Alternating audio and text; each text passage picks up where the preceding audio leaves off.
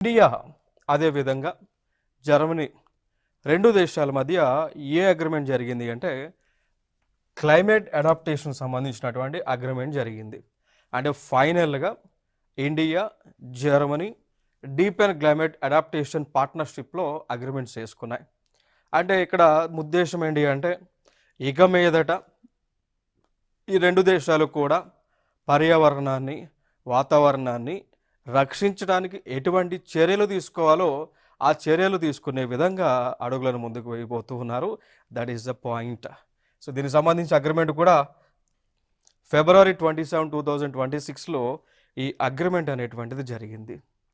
మరి ఈ కోవలోనే భారత ప్రభుత్వం మనం చూసుకుంటే ఆల్రెడీ పర్యావరణాన్ని వాతావరణాన్ని రక్షించడానికి గ్లోబల్ గ్యాసెస్ని అంటే గ్రీన్ హౌస్ గ్యాసెస్ని విడుదల తగ్గించడానికి గ్లోబల్ వార్మింగ్ని అంటే ఉష్ణతాపాన్ని భూమి యొక్క తాపాన్ని తగ్గించడానికి కూడా ఆల్రెడీ కొన్ని చర్యలను తీసుకున్నాయి.